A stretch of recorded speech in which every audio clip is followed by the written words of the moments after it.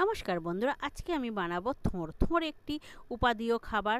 তো এই থোড়টাকে না প্রথমে আমি খোসা হালকা করে ছাড়িয়ে নিচ্ছি, নিয়ে এটাকে আমি গোল গোল করে কেটে নেব। এতে দেখছেন তো প্রচুর পরিমাণে আঁশ আছে। তো থোড় কিন্তু খুবই একটি শরীরের জন্য খুবই উপকারী একটি খাবার। তো এই থোড়ে আছে প্রচুর পরিমাণে ফাইবার। দেখুন এই যে আমি কাটছি গোল গোল করে, এর গায়ে যে আঁশ আছে এগুলোকে ফাইবার। এই আঁশ হাতে ঠিক এইভাবে একটু আঙুল দিয়ে জড়িয়ে নিয়ে নিয়ে এরম করে বারবার করে গোল গোল করে কেটে নেব। তাহলে থোঁটটা না খুব সুন্দর হবে কোচানোটা, তো না হলে গায়ে জড়িয়ে জড়িয়ে যাবে। তো বন্ধুরা, থোঁড়ে কিন্তু প্রচুর পরিমাণে আছে ফাইবার, ভিটামিন, পটাশিয়াম, আয়রন। থোঁড় খেলে হজম শক্তি বাড়ায় এবং আমাদের কোষ্ঠকাঠিন্য দূর করে। হিমোগ্লোবিন কমে গেলে থোঁড় খেলে হিমোগ্লোবিন বেড়ে যায়। তো এটাকে আমি নিয়ে ভালো করে গোল গোল করে কেটে দেখুন এই আলু ভাজার মতন আমি কেটে নিয়েছি সরু সরু করে। কি সুন্দর একটা একটা হয়েছে, গায়ে কিন্তু একটুও আঁশ জড়িয়ে নেই। তো এটার মধ্যে আমি প্রথমে একটু লবণ আর হলুদ দিয়ে ভালো করে চটকিয়ে নিচ্ছি। তাহলে কি হবে, থোঁটটা খুব নরম হয়ে যাবে।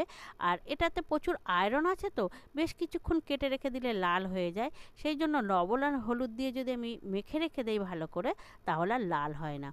তো আমি এটাকে মেখে বেশ কিছুক্ষণ ধরে রেখে দিয়েছি। এবার এটাকে আমি ভাজা করব। আজকে করব থোড় ভাজা, স্রেফ সর্ষে লঙ্কা দিয়ে। তো আমি তেল দিয়ে এর মধ্যে দিয়ে দিয়েছি সর্ষে, শুকনো লঙ্কা আর কাঁচা লঙ্কা। এগুলো হালকা ভেজে নিয়ে এর মধ্যে কয়েকটা কারি পাতাও দিয়ে দিয়েছি। দিয়ে চটকিয়ে রেখে দেওয়া যে থোঁটটা আমি রেখেছি সেটা এর মধ্যে দিয়ে দিচ্ছি। দিয়ে বেশ ভালো করে নাড়িয়ে নিচ্ছি।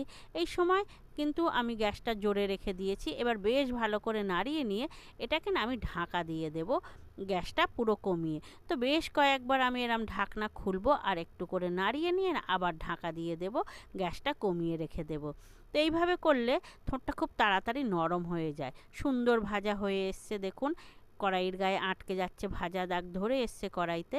তো আর বেশিক্ষণ আমি এটাকে নাড়াবো না, নামাবো। ঠিক এর আগের মুহূর্তে আমি একটু গুঁড়ো দুধ দিয়ে দিচ্ছি। দুধ দিয়ে করলে না বেশ টেস্ট হয়, বেশ গা মাখা মাখা হয়। তো দিয়ে ভালো করে এটাকে আমি নাড়িয়ে নিচ্ছি। নাড়িয়ে চাড়িয়ে এবার দেখুন কড়ার গায়ে পুরো আটকে আসছে। এবার আমি এটাকে নামিয়ে নেব। তো থোড় কিন্তু সবারই খাওয়া প্রয়োজন, সে পুরুষ বা মহিলা যেই হোক না কেন। নামানোর আগে একটু ধনে পাতা দিচ্ছি। তো এটা সবার শরীরের জন্য খুবই উপকার। এতে কিন্তু বহুমূত্র রোগও কমে থোড়ে খেলে।